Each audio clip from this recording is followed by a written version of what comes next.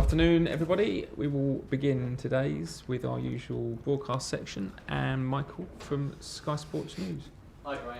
Hi. Is it as you were, team news-wise, injury aid latest after Villa? Yes, it's as we were. No problems from the weekend. The good news is you're keeping clean sheets. You've got two very, very good goalkeepers. Do you have a number one now at Chelsea? Well, I always think that it's better to let football decide, and Kepa's done really well. He's been supported fantastically by Edu and Betts there, and they provide good competition. But I think Kepa's form is really pleasing for everybody, especially him. So it's nice that we've got competition in that area, because you need that in the team. You need to push each other, and that's how you get players better.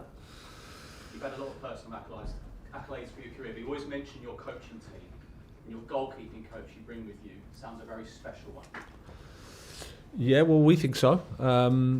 That's why we brought him with us. Did fantastic at Brighton with Rob, and he's a good guy, good around the group, and then he works the keepers really well. Creates a nice environment, I think, for them to push themselves, to enjoy their football, and to be stimulated. So he's an important member of the staff. Ben Sakaria signed on deadline day on loan. You weren't here obviously at the time. There's talk that he might be being sent back in January. Have you got an update on that, or what's happening there? No, there's no decision been made at all on that. Dennis has been in the group. He's been training well. He's ready to help the team. Obviously, there's competition for places in that area, but there's no talk of anything. He's an important member of the team, and he's been patient, and he's trying to help the team from the side at the moment and waiting for his chance. And is there any update on any contract talks regarding Jorginho? No updates. And finally, Graham, obviously managers been talking about it these past few days. What's your plan for the World Cup? So obviously you've got a large part of the squad. We're going to Qatar. I know some managers will be having 2 weeks off, and then some will be having a warm weather training. Has that been decided yet? We're probably in the planning stage. We'll have some time off, and then we'll look at a warm weather camp. I think so. Combination of the two, I think. Thanks. Cheers. Alex. Hi, Graham. Hi. Brentford had less than 30% possession last Friday against your former club, still won 2-0. Are you expecting a similar kind of game tomorrow? Well, that's the beauty of football. You can never predict, but I think Brentford are really good at what they do. Thomas has done a fantastic job there. They use the quality of the players well. They have limited resources if you compare everybody to the Premier League, but they make the most out of what they have, and that's a credit to Thomas and his staff and all the players there at Brentford. I'm always impressed with the job they do. They use Ivan Toney well, but it's not just that. They attack with clarity and they defend with the aggression and organisation. So they're a tough team to play against. There was talk about Thomas Frank potentially being a suitable candidate to take over from you at Brighton. How highly do you rate him as a manager? Very. I followed his career since I've come back to the UK, and I knew him when I was in Sweden as well. So I know him well. I like him as a person. We have similar thoughts, I think, around the game and life in general. And then, like I said, I think a coach is judged on how much he gets out of the players, how much he organises the team, how the results are in comparison to the expectation of those results, and he does a fantastic job. Less than 6 weeks for you here, no defeats, 5 wins now in a row. Did you expect to start as good as this one as Chelsea manager? Well, naturally, I'm not the most optimistic. I'm going to give you a bit of insight into me there. But you never know. You can't predict anything. But it's gone fantastically well in terms of results. I can't complain with that at all. But more than that, I think just the way the group have responded, the way that we feel in the team is really positive. But it's only, as you said, 6 weeks. So we've got a long way to go. We need to keep moving. Less than, okay. Yeah, it feels like 6 months sometimes. Thank you. Nick. PA. Hi, Graham. Hi. Thiago, is he available?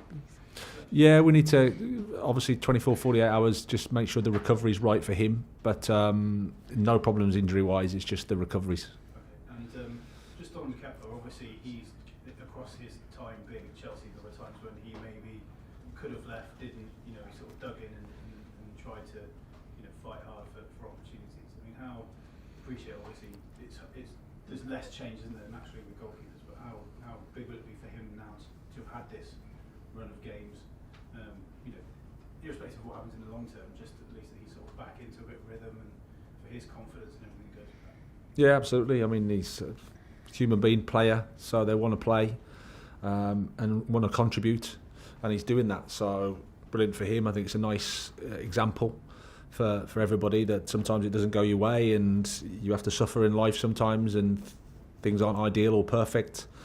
But I must admit, I've been really impressed with his character, his personality. Very professional, understands the game really well, takes responsibility. So it's nice when those type of people get the rewards, which is a reward of their hard work and effort. Andy. Hi, Graham. Hi. With Brentford last season against Chelsea, obviously, I know you weren't here, but they were two of the toughest games for Chelsea in the league last season. How do they do that with their, you mentioned their sort of limited resources in comparison? I mean, what is it that they do so well?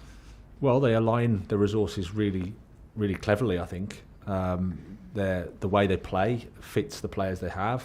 They're very organised around that. They know clearly what they're doing in all the phases. Set plays are very dangerous. Like I said, Ivan Toney as a centre forward is just in his way, I think, as dangerous as anybody in the league. So they do that well, and they have a spirit and an understanding, and they're really well motivated, really well organised, and I think that's credit to Thomas and his staff. But did you admire the way they kind of reacted to the Newcastle defeat in such a sort of together fashion when they played Brighton? Yeah, but again, I'm not surprised because Thomas knows the process, he knows the Premier League, he knows that some days you're going to have days where it doesn't go your way, or the opponent beats you, or if you're not quite there, then you can suffer.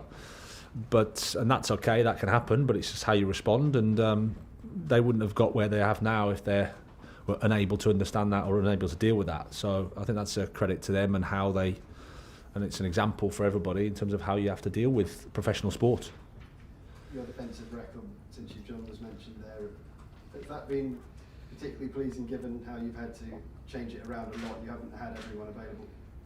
Yeah, it is, and it's credit to the players, credit to the group. Like I said, you can't defend with a settled 4 these days or a settled 5, whatever it is, whatever you decide, because the games are so they're relentless and the challenges are huge in that regard. So it's about the team, it's about the group, it's about the togetherness of the squad, and if you're prepared to suffer, you're prepared to deal with the discomfort in the games, then you give yourself a chance to keep a clean sheet, and that obviously gives you a chance to win certainly with the quality that we have.